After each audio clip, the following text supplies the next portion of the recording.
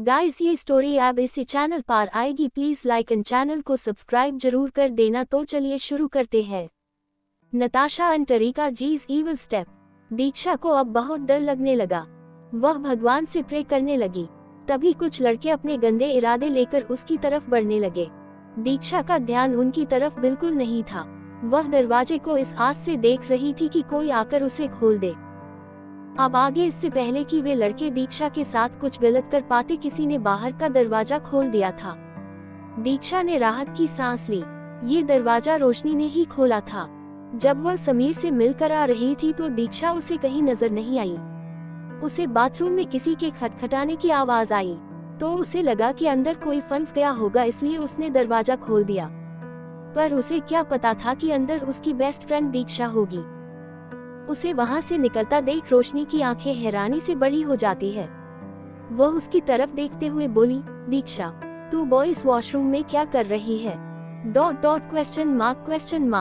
दीक्षा उसे वहां से ले जाते हुए बोली, पहले यहाँ से चल फिर बताती हूँ। दोनों कैंटीन में आ गए।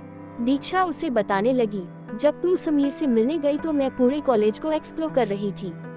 मुझे वॉशरूम जाना था इसलिए मैं अंदर गई, पर अंदर आकर मुझे हैरानी हुई क्योंकि अंदर लड़के थे। रोशनी, अब बॉयज वॉशरूम में लड़कों की जगह लड़कियां थोड़ी होंगी। दीक्षा एक नजर घूरकर रोशनी को देखती है, जिससे वह चुप हो जाती है। दीक्षा, पहले पूरी बात सुन ले। मुझे अच्छी तरह याद है, मैंने गर्ल्स वॉशरूम में ही कदम रखा था। फिर कुछ सोचते हुए, रोशनी, किसी ने जानबूझकर वॉशरूम का नेम बदल दिया ताकि मैं बॉयज वॉशरूम में जाऊं और लड़कों के सामने एम्बैरस हूं, क्योंकि मेरे अंदर जाते ही किसी ने बाहर का दरवाजा बंद कर दिया था। तुझे पता है सभी लड़के कैसी गंदी गंदी बातें कर रहे थे और मुझ पर हंस भी रहे थे। कोट, रोशनी, मैं तेरी सिचुएशन समझ सकती हूँ यार, पर मुझे ये समझ नहीं आ रहा कि ये कौन कर सकता है। तू इस कॉलेज में नहीं है, तूने किसी का कुछ नहीं बिगाड़ा, फिर ये सब। दीक्षा भी सोचने लगी कि ये किसका काम हो सकता है। थोड़ी देर सोचने के बाद उसे यकीन हो गया कि यह किसका काम हो सकता है। वह मन ही मन बोली, मुझे लगा नहीं था कि वो लोग इतनी गिरी हुई हरकत कर सकते हैं। मतलब मुझे बॉयज वॉशरूम में बंद कर मुझे जलील करने के फिराक में थे।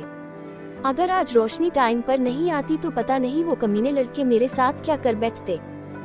उन्हें तो मैं छोड़ूंगी नहीं, पर ये साबित कैसे करूंगी कि ये काम उन्होंने ही किया है। रोशनी दीक्षा को यूं सोचता देख उसे वापस लाते हुए बोली, कहाँ खो गई तू और क्या सोच रही है? दीक्षा, रोशनी, मैं जानती हूँ कि ये किसका काम है। किसका? दीक्षा बताने ही वाली होती है कि तभी टीचर क्लास में आ जाते हैं और दोनों लेक्चर लेने लगते हैं। दूसरी तरफ नाइट रॉक बार आर्यन बार के एक प्राइवेट एरिया में बैठा हुआ सिगरेट की कश लगा रहा था। वह फोन में एक फोटो को कॉन्स्टेंटली देखे जा रहा था। जाने मन, जब से तुम्हें देखा है मेरा नींद चैन सब उजड़ सा गया है।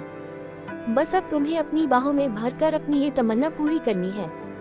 फोटो पर अपनी गंदी नजर डालते हुए, रोज रोज तुम्हारी इस सेक्सी बॉडी को देखकर अब रहा नहीं जाता। चाहे कुछ भी हो जाए, अब तो मैं तुम्हें अपने बिस्तर तक लाकर ही दम लूंगा, चाहे इसके लिए मुझे किसी से भी दुश्मनी मोल क्यों न लेना पड़े। ये कहते हुए आर्यन के चेहरे पर एक लस्ट भरी स्माइल आ गई। उसे देखकर लग रहा था कि उस फोटो वाली लड़की ने उसके अंदर एक आग लगा दी है और अब वह किसी भी कीमत में उसे पाकर यह आग बुझाना चाहता था। तभी एक लड़की जो कि दिखने में काफी खूबसूरत लग रही थी, एक ब्लैक कलर की सेक्सी ड्रेस पहने हुए आर्यन के पास आई। उसकी गोद में बैठते हुए बोली, क्या हुआ बेबी, तुम फोन की स्क्रीन में किसे देखे जा रहे हो? ... और क्या बातें कर रहे हो? आर्यन अपने फोन को साइड में रखते हुए उस लड़की को कसकर पकड़ते हुए बोला, कुछ भी तो नहीं बेबी... ... मैं तुम्हारे अलावा किसी के बारे में सोच सकता हूँ क्या? ये कहते हुए वह उसके होंठों पर किस कर लेता है। ये है आर्यन की गर्लफ्रेंड छाया अरोरा। दोनों एक ही कॉलेज में पढ़ते हैं। दोनों की पर्सनैलिटी एक ही जैसी है। छाया ने उसे उसके स्टेटस और रिच फैमिली बैकग्राउंड होने की वजह से अपना बॉयफ्रेंड बनाया था। छाया भी रिच फैमिली से ही थी, पर मल्होत्रा फैमिली के मुकाबले उसकी फैमिली कुछ भी नहीं थी। वह उसे बॉयफ्रेंड बनाकर लाइमलाइट में रहना चाहती थी, इसलिए उसके साथ थी। आर्यन का भी यही हाल था।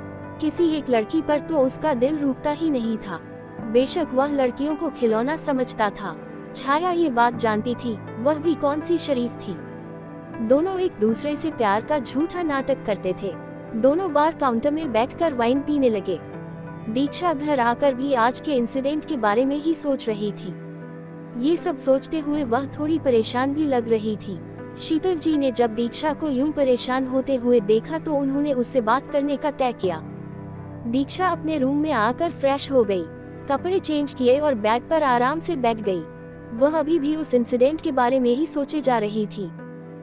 तभी शीतल जी दीक्षा के कमरे में आईं। बेटा क्या हम अंदर आ सकते हैं? Question mark. शीतल जी की शांत मगर गंभीर आवाज सुनकर दीक्षा अपनी थोट से बाहर आई। वह सामने की तरफ देखते हुए बोली, अरे दादी माँ, आप वहाँ क्यों खड़ी हैं? अंदर आइए न। ये कहते हुए वह बेड से उठ बैठी। शीतल जी सोफे पर बैठ गईं। दीक्षा उनके बगल में बैठते हुए बोली, दादी माँ, आपको हमारे कमरे में आने के लिए पूछने की कोई जरूरत नहीं है। ये आप ही कमरा तो है, आप जब चाहे तब आ सकती हैं। दीक्षा की बातें सुनकर शीतल जी मुस्कुराने लगी। उन्होंने ऑलरेडी दोनों के लिए 2 कप चाय ऑर्डर किया था। एक मेड उन्हें चाय देकर चली गई। शीतल जी, बेटा आपकी पढ़ाई कैसी चल रही है? प्रश्नवाचक चिन्ह। आपको कॉलेज पसंद आ रहा है न? दीक्षा के दिमाग में एक बार फिर उसके और ब्लैक स्टैलियन ग्रुप के पंगे की याद आ गई। साथ ही बाथरूम वाला इंसिडेंट भी याद आने लगा। दीक्षा को यूं सोचता देख शीतल जी उसके सिर पर हाथ रखते हुए बोली, बेटा कहाँ खो गई आप? अगर मन में कोई बात है या कोई परेशानी है तो हमसे शेयर कर सकती हैं। विस्मयादिबोधक चिन्ह।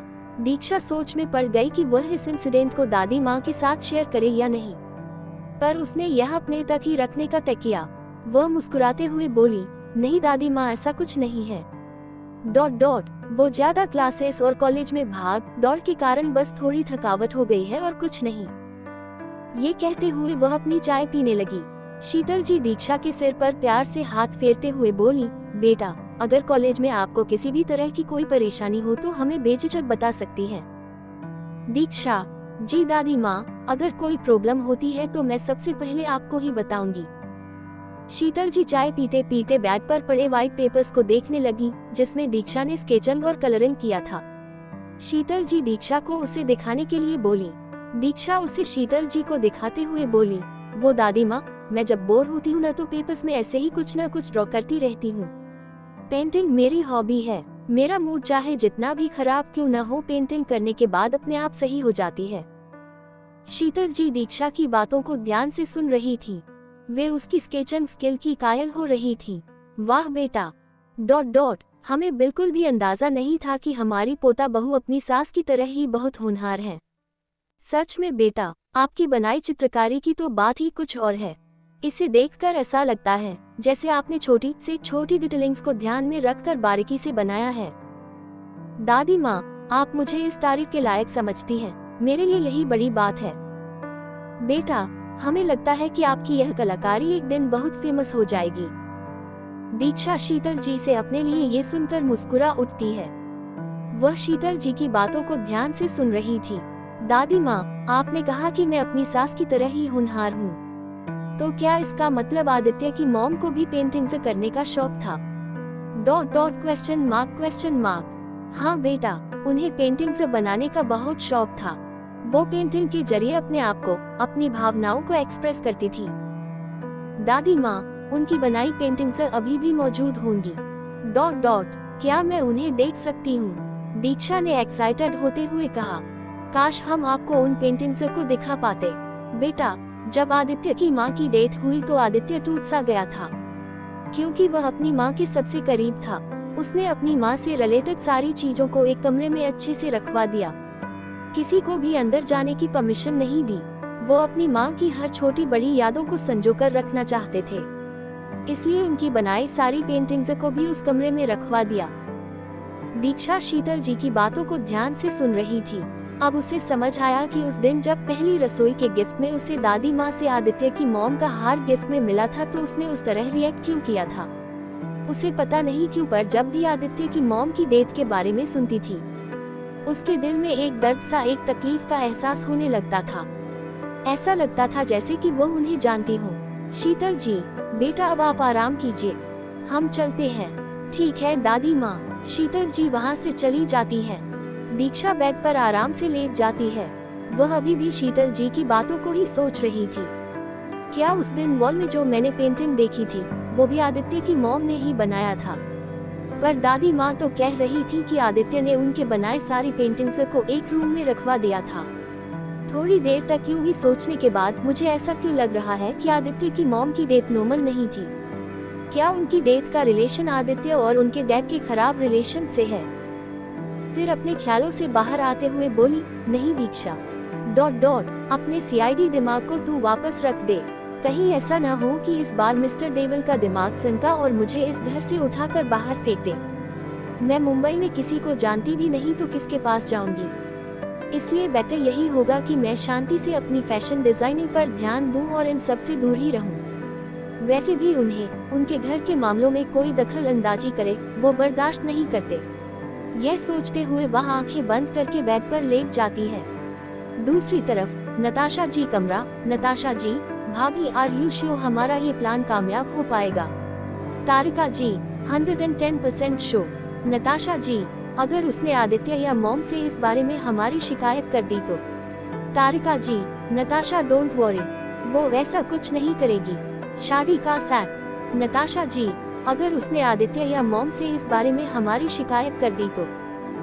तारिका जी, नताशा डोंट वरी, वो वैसा कुछ नहीं करेगी। अब आगे दीक्षा सोकर उठ चुकी थी। वह फ्रेश होकर वापस बेड पर बैठ गई। वह आज रूम में अकेली थी, इसलिए उसे बहुत अच्छा फील हो रहा था। साथ में एक खालीपन भी लग रहा था, पर वह समझ नहीं पा रही थी कि ये क्यों लग रहा है। पर वह इसे इग्नोर करके आराम से बेड पर पसर गई, क्योंकि उसे सुनाने या डांटने के लिए आदित्य वहाँ नहीं था। इसलिए वह जैसे चाहे वैसे रूम रह सकती थी और अपनी मर्जी से जैसे चाहे वैसे सो सकती थी। दूसरी तरफ न्यूयॉर्क के एक 7 स्टार होटल रूम में आदित्य आराम से सोफे पर बैठा हुआ था। उसने दादी माँ को कह तो दिया था कि वह किसी अर्जेंट काम से यहाँ आया है, पर वह क्यों आया था ये सिर्फ उसे ही पता था। उसने सोचा था कि कुछ दिन यहाँ रहकर वह दीक्षा को अपने माइंड से डिस्ट्रैक्ट कर लेगा। वह अपने लैपटॉप लेकर कुछ इम्पोर्टेंट मेल्स रीड कर रहा था। उसी मेल्स में से उसने वंश का मेल भी चेक किया, जिसमें सेल्स एंड मार्केटिंग डिपार्टमेंट की हेड के लिए एक नए एम्प्लॉय को हायर किया गया था। उसकी डिटेल्स थी Aahana Raichand, sales and marketing department की नई हेड। ये नाम देखकर आदित्य कुछ सोचने लगा। वह मन ही मन बोला, मिस्टर रायचंद की बेटी मेरे ऑफिस में क्यों काम करना चाहती है? आदित्य ऐसा इसलिए कह रहा था क्योंकि रायचंद ग्रुप ऑफ कंपनीज के प्रेसिडेंट मिस्टर जीतेश रायचंद, आहाना रायचंद के डैड, पिछले कई सालों से आदित्य के बिजनेस पार्टनर रह चुके थे और अभी भी दोनों कंपनी ने मिलकर बहुत सारे प्रोजेक्ट्स किए थे। ऐसे में अपने डैड के साथ मिलकर कंपनी संभालने के बजाय वह आदित्य की कंपनी में क्यों काम करना चाहती है, ये ख्याल उसके मन में आ रहा था। पर आदित्य ने इस बारे में ज्यादा नहीं सोचा। उसे लगा कि शायद वह उसके ऑफिस में काम करने के लिए इंटरेस्टेड होगी। वैसे भी उसे उसकी काबिलियत और इंटरव्यू की परफॉर्मेंस देखकर ही सिलेक्ट किया गया था। आदित्य के ऑफिस में काम करना किसी अरे कैरे के बस की बात नहीं थी। यहाँ पर काम करने के लिए इतने टफ टेस्ट्स देने पड़ते थे कि बहुत सारे कैंडिडेट्स तो इंटरव्यू देने से पहले ही छूमंतर हो जाते थे। आदित्य ने खुद ये स्टैंडर्ड्स बनाए थे। उसे काम में किसी भी तरह की कोई लापरवाही पसंद नहीं थी। वह ऑफिस में काम करने वाले हर एक एम्प्लॉय की मंथली रिपोर्ट्स रेगुलरली चेक करता था और रिपोर्ट सही न मिलने पर इसका रिवॉर्ड भी देता था।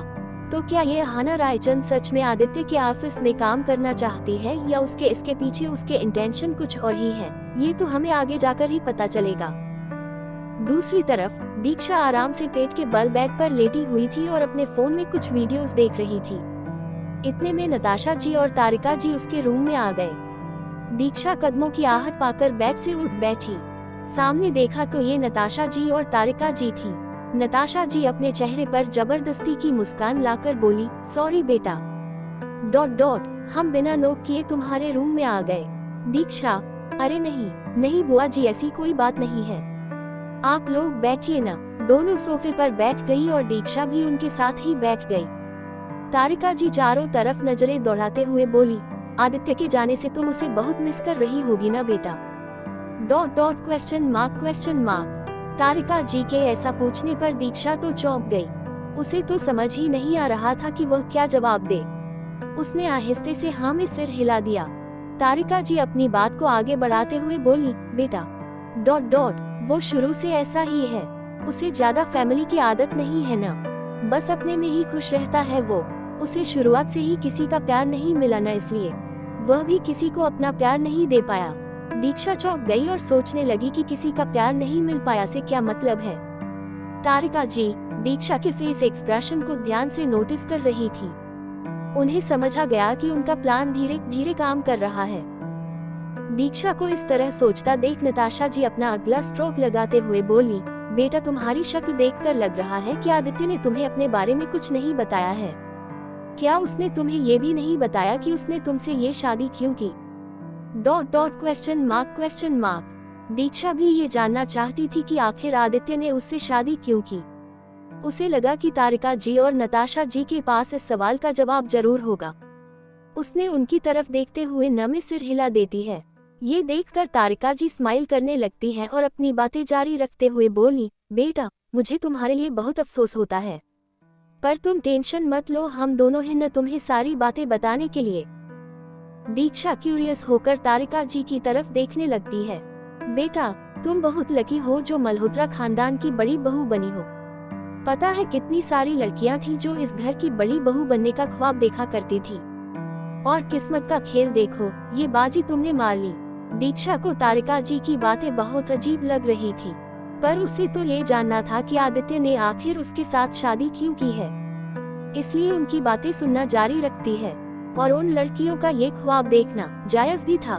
कोई अरबों की प्रॉपर्टी को यूं ही तो जाने नहीं देना चाहेगा ना। अब तो दीक्षा की एक्साइटमेंट लेवल और भी ज्यादा बढ़ गई थी ये जानने की कि तारिका जी के कहने का क्या मतलब है। दीक्षा मॉम आपके कहने का मतलब? तारिका जी हाँ बेटा। आदित्य ने शायद तुम्हें नहीं बताया होगा, लेकिन तुम अब मल्होत्रा खानदान की इस बहुत बड़ी प्रॉपर्टी की 50% की मालकिन हो। दीक्षा तो चौंक ही गई। वह समझ पा रही थी कि मल्होत्रा खानदान की प्रॉपर्टी कितनी ज्यादा होगी और उसके 50% की मालकिन होना मतलब बहुत बड़ी बात थी।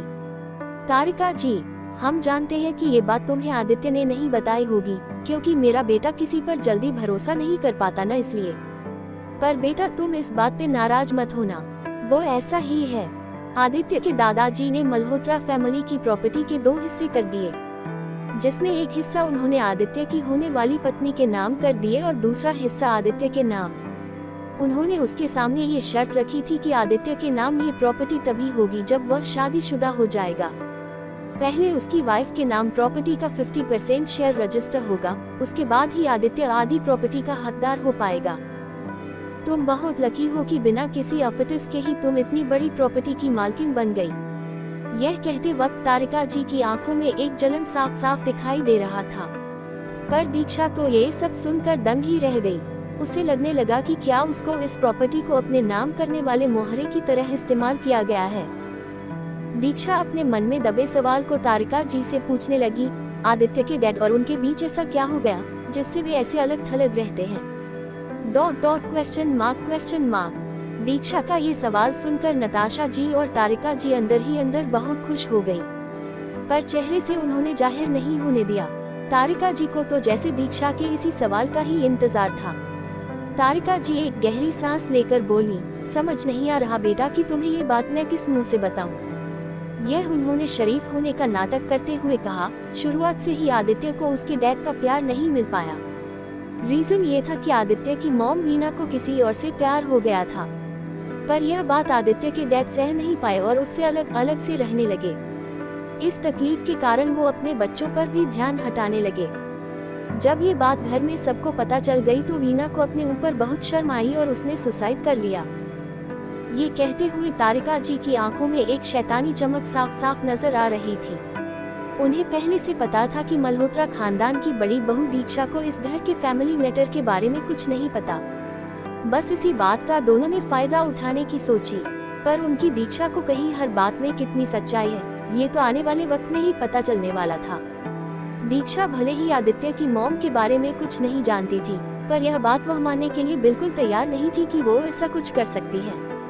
उसका दिल इस बात के लिए गवाही नहीं दे रहा था, पर उसने यह बात नताशा जी और तारिका जी के सामने रिवील नहीं की। वह उनकी कही हर बातों को गौर से सोचने लगी। नताशा जी और तारिका जी दीक्षा को यूं टेंश होकर सोचता देख मन ही मन खुश हो रही थी, क्योंकि दोनों को लग रहा था कि उनका दीक्षा को मैनिपुलेट करने का प्लान 100% कामयाब रहा। दोनों दीक्षा को गुड नाइट बोलकर उसके रूम से बाहर आ गई। दोनों के ही चेहरे पर एक शैतानी मुस्कान थी। उनके जाने के बाद दीक्षा ने रूम का दरवाजा लॉक किया और अपने बेड पर बैठकर उनकी बातों को गौर करने लगी। क्या कहा? मैं मल्होत्रा खानदान की आधी प्रॉपर्टी की मालकिन हूँ। फिर दीक्षा को याद आया कि पिछले दिन जिन पेपर्स पर आदित्य ने उसे साइन करने के लिए कहा था, वह प्रॉपर्टी के पेपर्स ही थे। अब दीक्षा आदित्य की कही बातों पर गौर करने लगी। जब उसने उन पेपर्स के बारे में पूछने पर बताया था, उसने कहा था, ये वही पेपर्स हैं जिनके लिए तुमने मुझसे शादी की है। उद्धरण चिन्ह। ये याद करके दीक्षा के चेहरे पर एक नाराजगी और गुस्सा दोनों एक साथ छलकने लगा। वह सार्केस्टिकली बोली, ओह, तो मिस्टर आदित्य मल्होत्रा को लगता है कि मैंने उनके साथ ये शादी उनकी प्रॉपर्टी की लालच में आकर किया। मिस्टर मल्होत्रा भले ही आप लोगों के हाव भाव देखकर उन्हें तुरंत पहचान लेते हैं, पर मेरे केस में आप बिल्कुल गलत हैं। आप बिल्कुल भी इस भ्रम में मत रहना कि मैं यहाँ आपके साथ आपकी प्रॉपर्टी के लिए हूँ। दीक्षा को आदित्य की सोच पर बहुत गुस्सा आ रहा था। वह उसके बारे में ऐसा सोच भी कैसे सकता था। उसने आदित्य को साइड में रखा और वह तारिका जी की कही उन बातों पर गौर करने लगी जो उन्होंने आदित्य की मॉम के बारे में कही थी। वह मन ही मन बोली, मैं मान ही नहीं सकती कि आदित्य की मॉम ने ऐसा किया होगा। जरूर बात कुछ और ही है, पर मिसेस तारिका मल्होत्रा मुझे बताना नहीं चाहती। पर अगर ये सच नहीं है तो फिर सच क्या है, और ये मेरे पास इन सब बातों को बताने के लिए क्यों आई थी? जरूर आदित्य के डैड के पास मेरे इन सवालों का जवाब होगा। 28 मिसेस नंदिनी मेहता।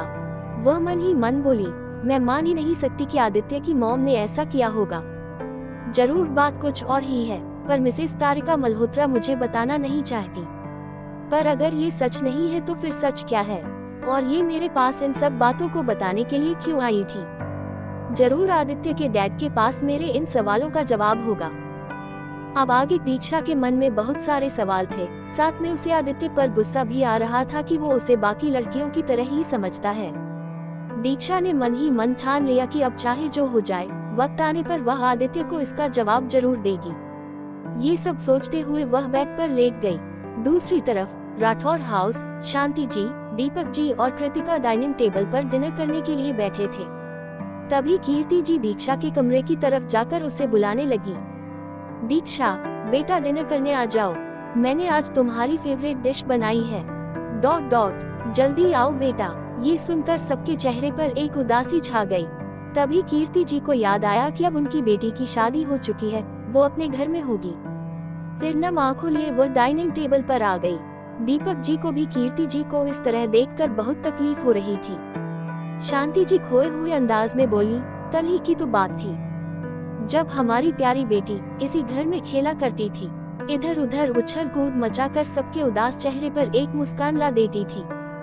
यकीन ही नहीं होता कि हमारी फूल सी बच्ची की अब शादी हो चुकी है और अब वह मल्होत्रा खानदान की बहू है।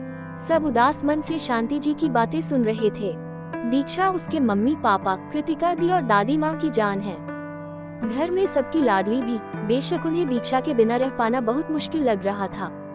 उसके जाने से पूरा घर सूना हो गया था, क्योंकि एक वही थी जो पूरे राठौर हाउस को सर पर उठा कर रखती थी। दीपक जी, माँ, आप सबको पता है न हमारी प्यारी गुड़िया ने अपनी शादी के लिए क्या क्या प्लानिंग करके रखी थी। ... क्वेश्चन मार्क। ये सुनकर सबके मुरझाए चेहरे पे एक स्माइल आ गई, क्योंकि दीक्षा के बताने का अंदाज ही कुछ ऐसा था। उसने सबसे ये कहकर कि आज मुझे आप सबको एक बहुत इम्पोर्टेंट बात डिस्कस करनी है, सबको लिविंग रूम में बैठा दिया। कृतिका को तो ऑफिस का एक इम्पोर्टेंट रिपोर्ट रेडी करना था, पर दीक्षा ने उसकी एक नहीं सुनी थी। दीपक जी को एक इम्पोर्टेंट फोन कॉल आ गया था उनके ऑफिस से। वे कॉल पिक करने चले गए थे तो दीक्षा उनके पीछे पीछे गई और उन्हें पीछे से हक करके बोली, पापा ... मैं तो आपकी फेवरेट बेटी हूँ, न तो आप मेरी इम्पोर्टेंट बातें भी अपने ऑफिस के चक्कर में इग्नोर कर दोगे। दीक्षा ने ये बिल्कुल एक छोटे बच्चे की तरह कहा था, जिसे सुनकर दीपक जी के चेहरे पर स्माइल आ गई थी। फिर क्या था, दीक्षा उनका हाथ पकड़कर लिविंग हॉल में ले आई थी। फिर उसने अपना डिस्कशन स्टार्ट किया। सब सोफे पर अपने चेहरे पर स्माइल लेकर बैठ गए थे। सामने देखकर वे अपनी हंसी रोक नहीं पा रहे थे, क्योंकि दीक्षा एक छोटी सी ऑफिस गर्ल लग रही थी जिसने अपने हाथों में एक फाइल लिया हो। दीक्षा बहुत सीरियस होकर अपनी बातें रखने लगी। तो आज हम एक बहुत इम्पोर्टेंट टॉपिक पर बात करने वाले हैं, और वो है दीक्षा राठौर की शादी। दीक्षा के इतना कहते ही सबके चेहरे पर एक हंसी आ गई। वे खुद को हंसने से रोक नहीं पा रहे थे, क्योंकि दीक्षा के कहने का अंदाज ही इतना फनी लग रहा था। आप सभी इतना हंस क्यों रहे हो? I am serious. सभी जबरदस्ती अपनी हंसी कंट्रोल करके दीक्षा की आगे की बातें सुनने लगे। तो सबसे पहली बात, दीक्षा जिस भी लड़के के साथ शादी करेगी, दीक्षा उसके घर नहीं जाएगी, बल्कि उसे दीक्षा के घर आना होगा। फिर एक एक करके उसने शादी के खाने से लेकर वेडिंग वेन्यू और अपने लहंगे की चॉइस तक डिसाइड कर लिया था। ये बताते हुए वह बहुत फनी साउंड कर रही थी। आज का डिस्कशन हम यही खत्म करते हैं, बाकी की बातें कल करेंगे, क्योंकि अभी दीक्षा को बहुत जोर से भूख लगी है। ये कहते हुए वह अपने पेट पर हाथ फिराने लगी। ये देखकर सबकी हंसी छूट गई। कृतिका उसे अपने पास बुलाकर उसे अपने पास खींचकर अपनी गोद में बिठा लेती है और उसके सिर पर हाथ फेरते हुए बोली, प्रिंसेस ... तुम्हें तो शादी की प्लानिंग करते करते ही भूख लग गई। अगर तुम्हें मंडप में फेरे लेते वक्त भूख लग गई तो? अरे हाँ दी, मैंने इसके बारे में तो सोचा ही नहीं ... एक काम करते हैं, शादी का प्लान कैंसिल करते हैं। एक बार सभी खिलखिलाकर हंस पड़े थे, क्योंकि दीक्षा की बातों में उसका बचपना साफ साफ नजर आ रहा था। आज डाइनिंग टेबल पर बैठकर सबको दीक्षा की वो चहकती हुई आवाज गूंज रही थी। कृतिका, उसने अपनी शादी को लेकर क्या क्या प्लानिंग किए थे? उसने सोचा भी नहीं होगा कि एक दिन उसकी शादी इस तरह हो जाएगी। कीर्ति जी, पता नहीं वहाँ उसका क्या हाल होगा। इतना बोलने वाली, हंसने खेलने वाली हमारी फूल सी बच्ची कहीं जिम्मेदारियों के बोझ के तले दब तो नहीं गई होगी।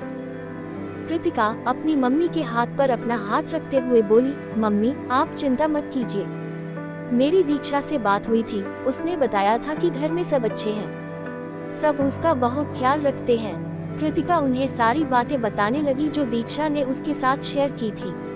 अगली सुबह, आज हॉलीडे था, इसलिए दीक्षा आराम से उठी। उसे इस बात की तसल्ली थी कि रोज उसे जल्दी उठकर बहू की तरह काम नहीं करने पड़ते थे। शीतल जी अच्छी तरह जानती थी कि दीक्षा में अभी बचपना है। घर में सबसे छोटी होने के कारण वह सबकी लाडली भी है। वे दीक्षा के बारे में सब कुछ जानती थी, इसलिए उन्होंने दीक्षा पर जिम्मेदारियों का बोझ नहीं डाला। वे समझती थी कि धीरे धीरे दीक्षा जब बड़ी हो जाएगी तो वह अपने आप समझ जाएगी। दीक्षा फ्रेश होने के लिए वॉशरूम में चली गई, फिर थोड़ी ही देर में रेडी होकर नीचे आ गई। उसने आज लाइट ब्लू कलर की साड़ी पहनी हुई थी, जो काफी लाइट वेटेड थी, पर उस पर बहुत खूबसूरत लग रही थी। दीक्षा को तो यकीन ही नहीं आता था कि वह इतनी खूबसूरत और बड़ी भी लग सकती है। नीचे आकर उसने दादी माँ के पैर छुए। नित्या और ईशान भी वही पास में ही बैठे थे। मोहित अपने फोन में लगा हुआ था। तभी मेन दरवाजे की बेल बजी। एक सर्वेंट ने जाकर दरवाजा खोला तो सामने ईशा खड़ी थी। उसके साथ में एक 70 साल की बूढ़ी औरत भी खड़ी थी, जो एक क्रीम कलर की ब्राइडल साड़ी में थी। उन्होंने गले में पर्ल नेकलेस पहनी हुई थी। उनका ये लुक एकदम सिंपल और एलिगेंट लग रहा था। ये बूढ़ी औरत है ईशा की दादी मिसेस नंदिनी मेहता, जो कि शीतल जी की बहुत अच्छी फ्रेंड है। उन्हें देखकर शीतल जी उनके पास गई और वे एक दूसरे के गले लग गईं। शीतल जी नंदिनी जी पर बिगड़ते हुए बोली, बड़े दिनों बाद तुम्हें हमारी याद आई ... विस्मयादिबोधक चिन्ह विस्मयादिबोधक चिन्ह। नंदिनी जी, अरे शीतल, तुम्हें तो पता है कुछ दिनों से मेरी तबीयत ठीक नहीं चल रही थी, इसलिए मैं तुमसे और अपने पोते पोतियों से मिलने नहीं आ पाई। पोते पोती से याद आया कि आदित्य ने शादी कर ली है और तुमने हमें बताना भी जरूरी नहीं समझा। नित्या, ईशान और मोहित नंदिनी जी के पास आकर उनके पैर छूने लगे। दीक्षा उन्हें खड़ी होकर देख रही थी। शीतल जी, नंदिनी, शादी ऐसी परिस्थितियों में हुई कि हम ज्यादा किसी को बता नहीं पाए। तुम तो जानती हो, अगर हमने ये शादी पब्लिकली अनाउंस करवा दी होती तो हमारी पोता बहू पर कितनी आफत आ जाती। इन सब को ध्यान में रखते हुए हमने ये शादी सीक्रेट ही रखा है। आओ, अब हम तुम्हें अपनी पोता बहू से मिलवाते हैं। दीक्षा को बुलाकर शीतल जी ने नंदिनी जी के पैर छूने के लिए कहा। बेटा, ये है हमारी बेस्ट फ्रेंड और आपकी दादी माँ मिसेस नंदिनी मेहता। दीक्षा ने पैर छूकर उनका आशीर्वाद लिया। हमेशा खुश रहो बेटा। यह कहते हुए उन्होंने दीक्षा को एक गिफ्ट बॉक्स दिया। दीक्षा ने एक नज़र शीतल जी को देखा, फिर उनके इशारे पर उसने वह गिफ्ट ले लिया। शीतल जी, तुम बिल्कुल सही टाइम पर आई हो। चलो साथ में ब्रेकफास्ट करते हैं। इतने में डोरबेल बजी और एक शख्स भी वहां आ गया। ये विहान था। वह नंदिनी जी के पास गया और उनके पैर छू लिए। नंदिनी दादी माँ, ईशा, आप दोनों सुबह सुबह यहाँ। ... विस्मयादिबोधक चिन्ह, विस्मयादिबोधक चिन्ह।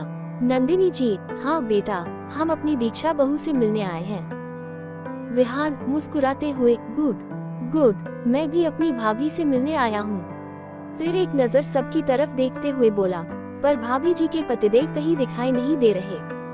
कहाँ गया आदित्य? आज तो हॉलिडे है, तो ऑफिस तो वो नहीं गया होगा। ईशा, हाँ मैं भी यही सोच रही थी। नित्या, भाई, आदित्य भाई कुछ दिनों के लिए न्यूयॉर्क गए हैं। विहान, पर किस लिए? वो छोड़ो, जिस भी काम से गया होगा, पर दीक्षा भाभी को तो अपने साथ लेकर जाना चाहिए था ना। पर विहान को क्या पता था कि आदित्य दीक्षा की वजह से ही न्यूयॉर्क गया था। विहान को समझ आ गया कि आदित्य क्यों गया है। वह मन ही मन बोला, अच्छा तो अब तू भाभी को इग्नोर कर रहा है। मैं भी देखता हूँ कि कब तक तू अपना यह नाटक जारी रखता है। फिर कुछ सोचते हुए मन ही मन, आदित्य अब मैं भी देखता हूँ कि तू कैसे वापस नहीं आता है। मोहित विहान के आगे वेव करते हुए, ओ भाई, कहाँ खो गए आप? कहीं आप हमारी होने वाली भाभी के ख्यालों में तो नहीं खो गए? मोहित की बातें सुनकर सभी खिलखिलाकर हंस पड़े। विहान ईशा की तरफ देखते हुए मुस्कुराने लगा, पर ईशा इस बात से बेखबर थी। विहान, बाकी बातें हम बाद में करेंगे। जब सारी फैमिली मिल गई है तो पहले ब्रेकफास्ट कर लेते हैं। सबको विहान की बात ठीक लगी। डाइनिंग टेबल पर आकर सब ब्रेकफास्ट करने लगे। तभी दीक्षा को किचन में कुछ काम पड़ गया। वह अपनी चेयर से उठकर किचन की तरफ जाने लगी। वह अपनी ही धुन में थी, इसलिए सामने की तरफ ज्यादा ध्यान नहीं दिया। तभी वह किसी से टकरा गई। वह गिरने ही वाली थी कि सामने वाले शख्स ने उसका हाथ पकड़कर गिरने से बचा लिया। ऊपर से तारिका जी ये देखकर शातिर स्माइल करने लगी, भाभी आप बहुत क्यूट हो। तभी दीक्षा को किचन में कुछ काम पड़ गया। वह अपनी चेयर से उठकर किचन की तरफ जाने लगी। वह अपनी ही धुन में थी, इसलिए सामने की तरफ ज्यादा ध्यान नहीं दिया। तभी वह किसी से टकरा गई। वह गिरने ही वाली थी कि सामने वाले शख्स ने उसका हाथ पकड़कर गिरने से बचा लिया। ऊपर से तारिका जी ये देखकर शातिर स्माइल करने लगी। अब आगे ये शख्स और कोई नहीं बल्कि आर्यन ही था, जो अभी भी दीक्षा का हाथ पकड़े हुए थे। दीक्षा को उसका टच बहुत ही अनकंफर्टेबल फील हो रहा था, इसीलिए उसने तुरंत अपना हाथ हटा लिया। दीक्षा इस लाइट ब्लू कलर की साड़ी में बेहद खूबसूरत लग रही थी। आर्यन भी एक बार के लिए अपनी नजरें दीक्षा पर से हटा नहीं पाया। Quote, looking very gorgeous, thank you. यह कहते हुए वह झट से किचन की तरफ चली गई। ऊपर तारिका जी यह सब देखने में बिजी थी। उनकी आंखों की चमक देखकर लग रहा था कि उनके शातिर दिमाग में कुछ चल रहा है। दीक्षा डाइनिंग टेबल पर आ गई और सबके साथ ब्रेकफास्ट कंटिन्यू करने लगी। नंदिनी जी शीतल जी के बगल में बैठी हुई थी। वह शीतल जी की तरफ देखकर बोली, मानना पड़ेगा शीतल, तुम्हारी पोता बहू लाखों में एक है।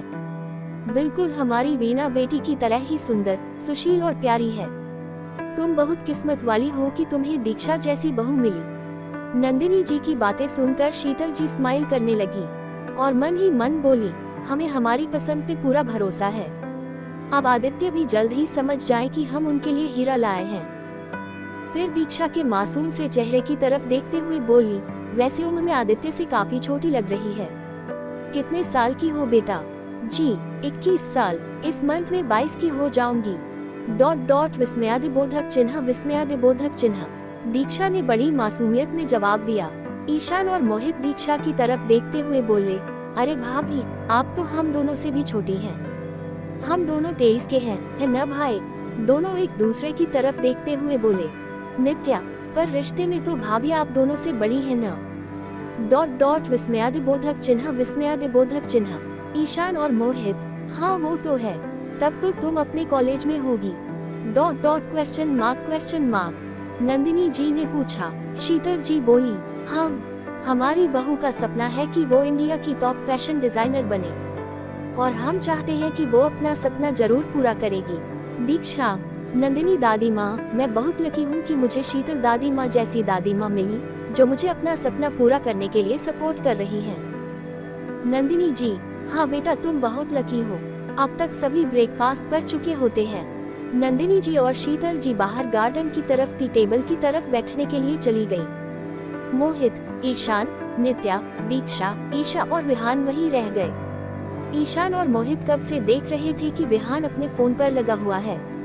दोनों उसे घूरने लगे। अपने ऊपर किसी की नजर महसूस करके विहान दोनों की तरफ देखता है। क्या हुआ, तुम दोनों मुझे ऐसे क्यों देख रहे हो जैसे मैं इस प्लेनेट का नहीं हूँ? डॉट डॉट प्रश्नवाचक चिन्ह प्रश्नवाचक चिन्ह। विहान भाई, आप आदित्य भाई की तरह कब से हो गए? डॉट डॉट प्रश्नवाचक चिन्ह प्रश्नवाचक चिन्ह। ईशान ने यह उसके फोन की तरफ इशारा करते हुए कहा। बस कुछ इम्पोर्टेंट मेल्स चेक कर रहा था, बस अब हो गया। डॉट डॉट विस्मयादिबोधक चिन्ह विस्मयादिबोधक चिन्ह। ये कहते हुए वह मोबाइल साइड में रख देता है।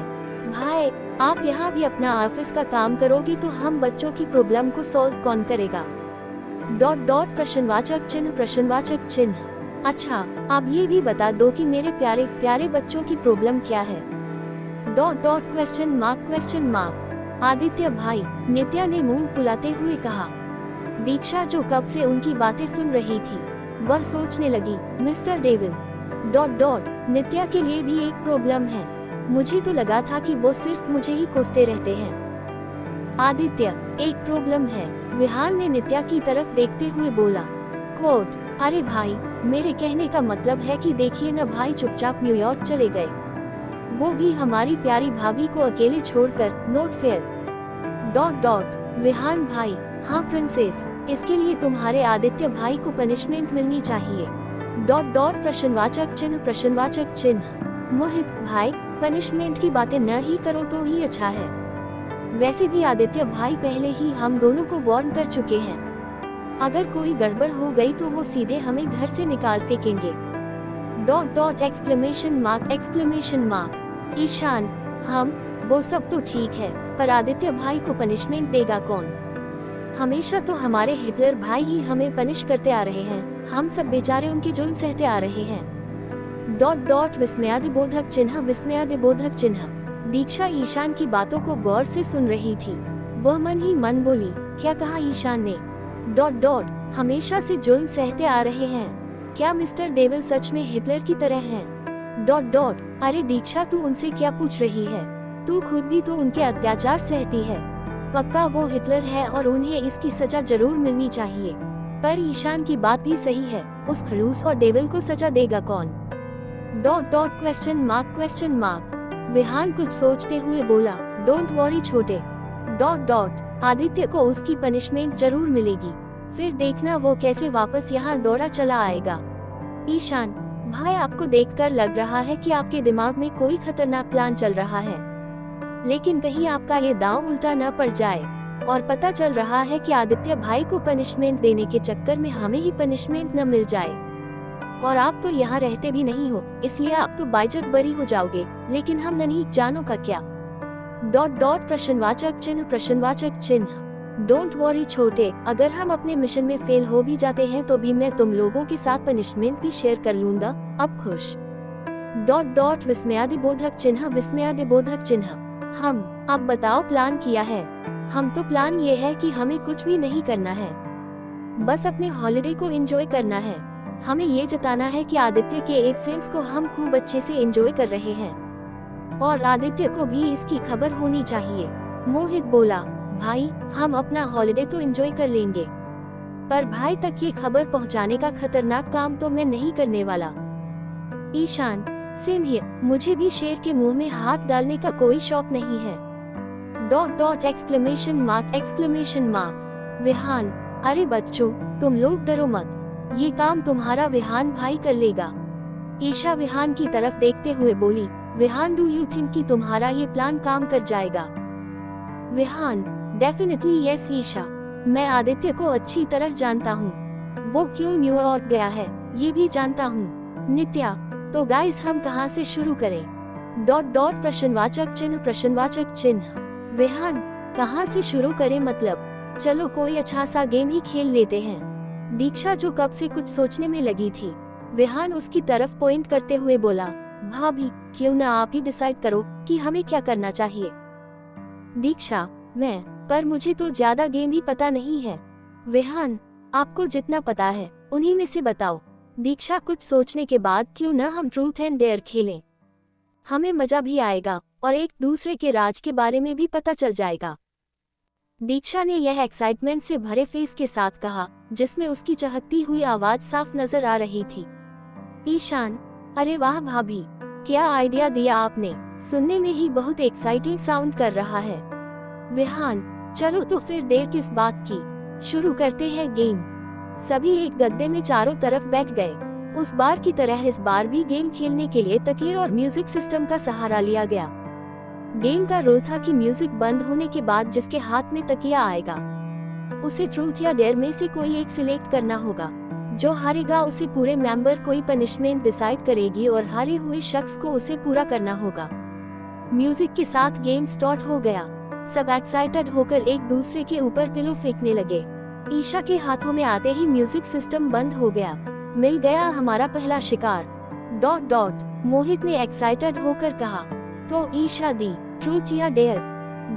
Exclamation mark. ईशा ने बिना टाइम वेस्ट किए बोला, ऑफ कोर्स ट्रूथ ... मुझे डेयरिंग दिखाने का कोई शौक नहीं है। ईशान, सोच लो दी, अगर आपका ट्रूथ ही डेयर से ज्यादा डेयरिंग निकला तो। ईशा ने सबको धमकी देते हुए कहा, खबरदार जो किसी ने उटपटांग सवाल पूछा तो ... मैं उसकी जान ले लूंगी। ईशा की बातें सुनकर विहान उसकी तरफ देखकर मुस्कुराने लगा।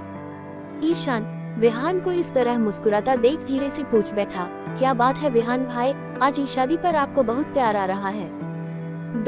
प्रश्नवाचक चिन्ह। विहान खोए हुए अंदाज में बोला, वो तो रोज आता है... ... विस्मयादिबोधक चिन्ह उद्धरण चिन्ह। ईशान, भाई आपने कुछ कहा?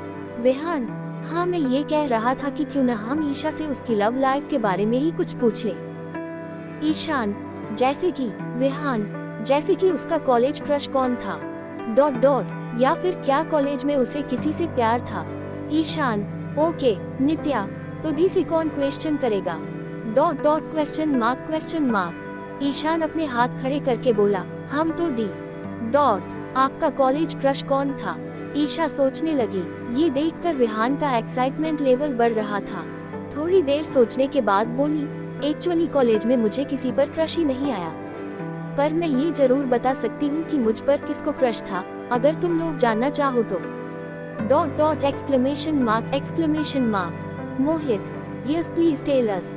ईशा, एक्चुअली हमारे क्लास में एक लड़का था, रोहन मेहरा, जो छिप छिप कर मुझे देखा करता था, पर मुझे ये बात मेरी एक फ्रेंड से पता चली और बाद में ये भी पता चला कि उसे मुझ पर क्रश था। ये सुनकर विहान को गुस्सा आ गया रोहन पर। वह मन ही मन बोला, रोहन का बच्चा, हमेशा तो सामने देखने की हिम्मत नहीं होती थी, बड़ा आया था ईशा को क्रश बनाने वाला।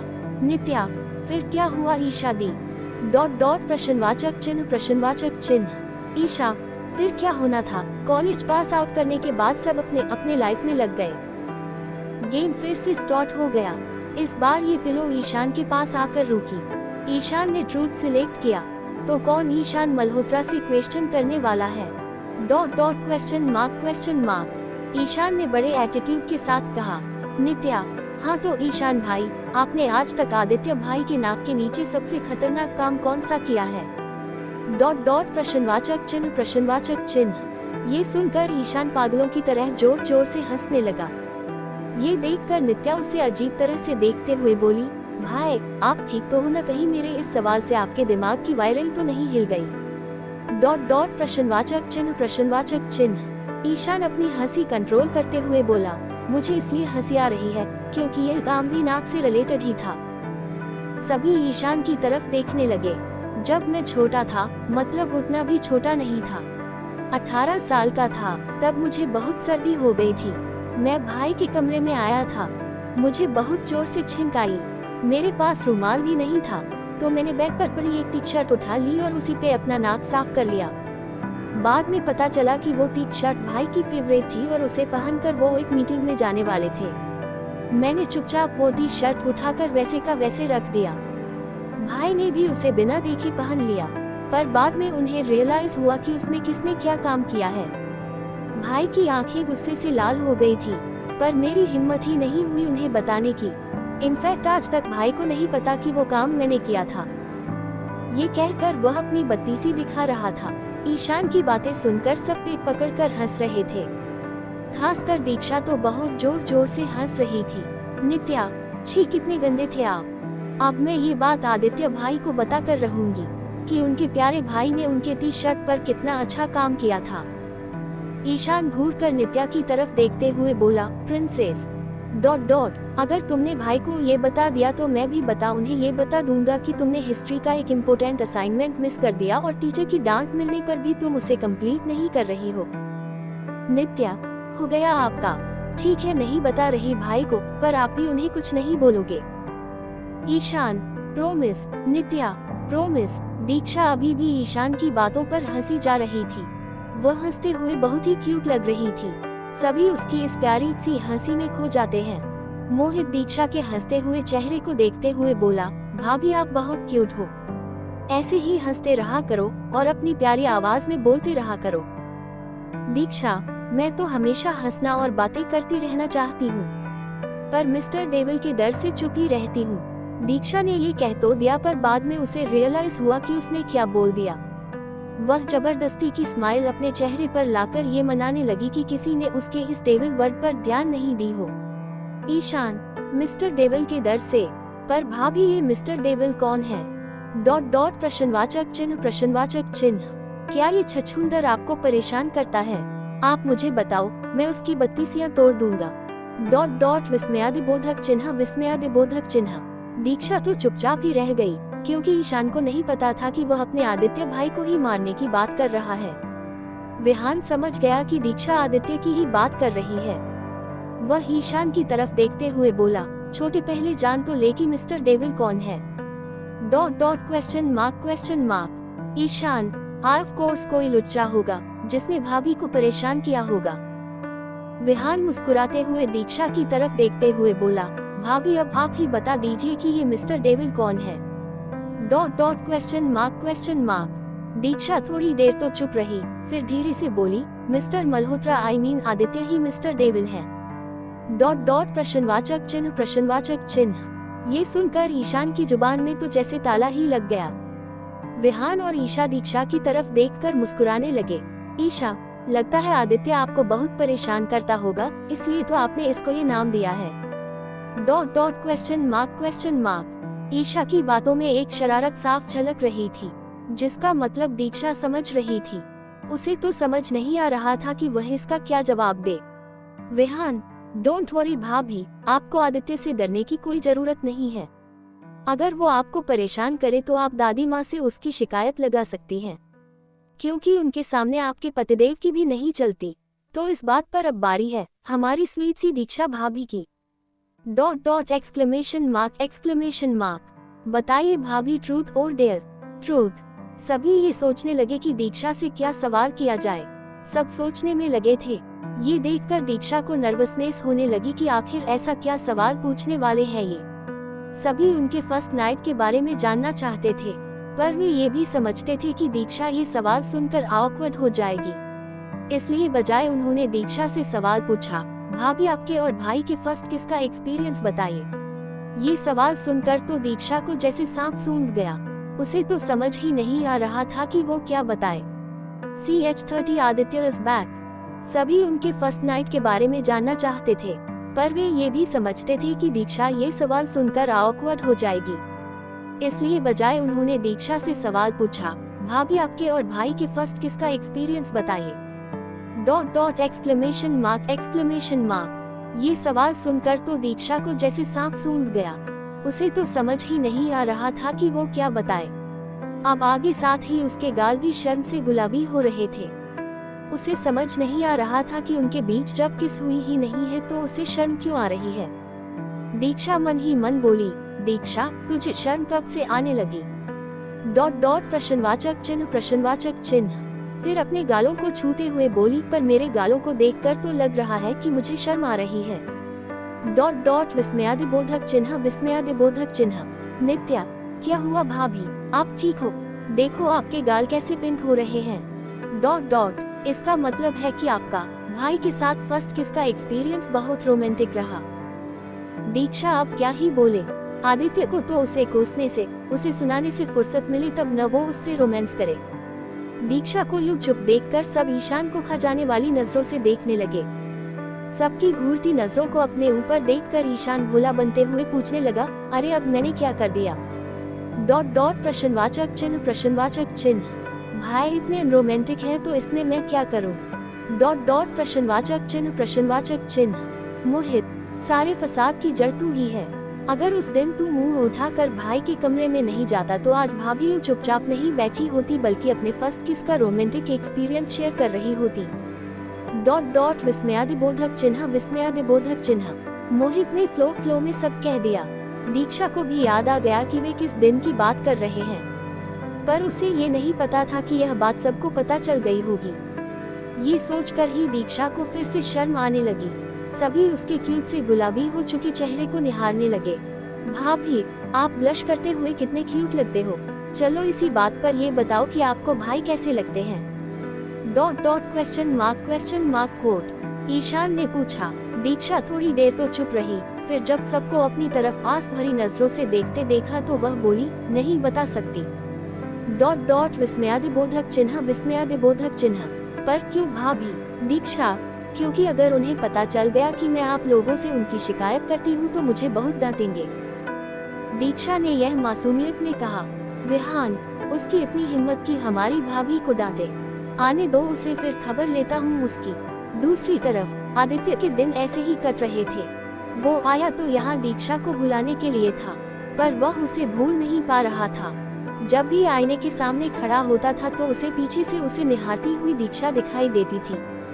जब वह सोफे पर बैठकर अपना काम करता था तो उसे बेड पर स्केचल करती हुई प्यारी सी दीक्षा दिखाई देती थी, और जब तंग आकर वह बेड पर बैठ जाता था तो दीक्षा उसे अपने लहराते बालों के साथ बालकनी में खड़ी हुई मिलती थी। आदित्य को बिल्कुल समझ नहीं आ रहा था कि ये उसके साथ क्या हो रहा है। वह दीक्षा को भूल क्यों नहीं पा रहा? ऐसा क्या है दीक्षा में जो वह उसके ख्यालों से दूर नहीं हो पा रहा?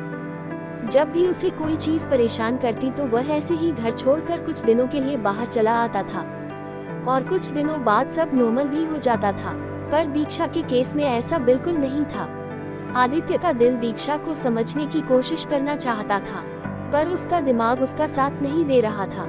उसका दिमाग उसे चीख कर कह रहा था कि उसे दीक्षा के करीब नहीं जाना चाहिए। हर लड़की धोखेबाज ही होती है। पहले प्यार का झूठा नाटक करेगी और बाद में एक गहरा जख्म देकर छोड़कर चली जाएगी। आदित्य का ऐसा सोचना गलत नहीं था, क्योंकि उसने अपने पास में कुछ ऐसे ही जख्म खाए थे जिनसे वह आज तक बाहर नहीं आ पाया। उस जख्म के निशान कहीं न कहीं आज भी ताजे थे, पर दीक्षा अभी भी उसकी समझ में नहीं थी। वह अपने दिमाग और दिल की लड़ाई के बीच फंस गया था। कभी उसे लगता था कि दिल की सुनकर उसे दीक्षा को समझने की कोशिश करनी चाहिए, और दिमाग कहता था कि उसे किसी को भी अपनी जिंदगी में आने का मौका नहीं देना चाहिए।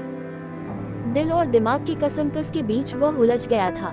आज की सुबह जब आदित्य उठा तो उसे अपने सामने दीक्षा खड़ी हुई मिली। लाल कलर की एक सिंपल सी साड़ी में वह बेहद खूबसूरत लग रही थी। आदित्य को तो यकीन ही नहीं हो रहा था कि वह उसके सामने है। वह अपनी दिलकश मुस्कान के साथ उसे जगाने के लिए आगे बढ़ रही थी। आदित्य उसे छूने के लिए जैसे ही आगे बढ़ा, वह गायब हो गई।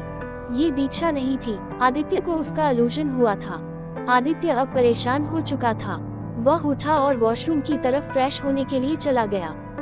शॉवर लेकर वह वापस आया और अपनी कॉफी का मग लेकर सोफे पर बैठ गया। कॉफी पीते पीते उसने अपना फोन स्क्रॉल किया तो उसे बहुत सारे व्हाट्सएप मैसेजेस थे जो कि विहान के थे, जिसे देखकर आदित्य की आंखें छोटी हो गई। विहान ने बहुत सारे फोटोज और वीडियोस भेजे थे जिसमें साफ साफ दिख रहा था कि वे कितना एंजॉय कर रहे हैं। विहान ने उसे टेक्स्ट भी किया था, we are enjoying a best life dot dot बस आपकी ही कमी है। आदित्य ने एक वीडियो प्ले किया जिसमें दीक्षा बहुत खुश नजर आ रही थी। वह आदित्य की एक्टिंग कर रही थी कि हर वक्त वह किस तरह सड़ी हुई शक्ल लेकर रहता है। एक बार के लिए तो आदित्य भी हंस पड़ा और सोचने लगा कि क्या वह सच में ऐसा ही रहता है। पर एक्टिंग करते वक्त दीक्षा को ये पता नहीं था कि उसकी वीडियो बनाई जा रही है और वो आदित्य के पास भेजी जाने वाली थी, वरना यह खतरनाक काम वो कभी नहीं करती। फिर आदित्य अपनी आईब्रो चढ़ाकर दीक्षा को देखने लगा और बोला, अच्छा तो मेरे पीठ पीछे तुम मेरी ऐसी एक्टिंग करती हो, तुम्हें तो मैं घर आकर बताता हूँ। ये कहते हुए वह स्माइल करने लगा, क्योंकि उसकी एक्टिंग करते हुए दीक्षा बहुत क्यूट भी लग रही थी। आदित्य देख पा रहा था कि उसकी एब्सेंस में सब कितना एंजॉय कर रहे हैं। उन सब की तो पूरी रूटीन ही चेंज हो गई है। आदित्य ये भी समझ पा रहा था कि अब तो उसके भाई बहन की पढ़ाई लिखाई से भी नाता टूट गया होगा। और अगला वीडियो इस बात की गवाही भी दे रहा था। उसने वीडियो प्ले किया जिसमें मोहित और ईशान कोल्ड ड्रिंक पीकर चिल मार रहे थे और बातें भी कर रहे थे। कुछ भी कहो ब्रो, पर भाई के जाने से एक सुकून आ गई है लाइफ में। नो कॉलेज, नो पढ़ाई, no tension, just chilling time. विस्मयादिबोधक चिन्ह। पर दोनों महापुरुषों को ये आइडिया नहीं था कि विहान उनकी वीडियो बना रहा है और वो उसे आदित्य के पास सेंड कर चुका है। किसी को कोई आइडिया नहीं था कि उनकी ऐसी वीडियो आदित्य के पास पहुंच चुकी है। अगर उन्हें पहले पता होता है वे अब तक विहान की जान ले लेते, पर अब कुछ नहीं हो सकता था क्योंकि आदित्य ने वो वीडियोस देख ली थी और उसकी शक्ल देखकर लग रहा था कि अब वो उन सबको पनिश करने के फिराक में है। वो समझ पा रहा था कि वे अपना पढ़ाई लिखाई छोड़कर बस चिल मार रहे हैं। खासकर उसके भाई बहनों की रूटीन तो उसे बिल्कुल बदली हुई लग रही थी। आदित्य बिना टाइम वेस्ट करते हुए देव को कॉल करके उसे आज की फ्लाइट बुक करने के लिए कहता है। वह समझ चुका था कि वो अगर वापस नहीं गया तो उसके प्यारे प्यारे भाई बहन और उसकी बीवी पूरे मल्होत्रा हाउस को चिड़ियाघर बना देंगे। उसे विहान पर भी बहुत गुस्सा आ रहा था, क्योंकि वह समझ पा रहा था कि इन सब का मास्टरमाइंड वही है। वह मन ही मन बोला, विहान इस बार तू भी मेरे हाथों से बचने वाला नहीं है। ... दूसरी तरफ मल्होत्रा हाउस में आदित्य के एब्सेंस में सभी अपना बेस्ट टाइम एंजॉय कर रहे थे। खासकर दीक्षा को तो बड़ा मजा आ रहा था, पर उन सबको क्या पता था कि उनकी खुशियां अब ज्यादा दिन तक नहीं टिकने वाली।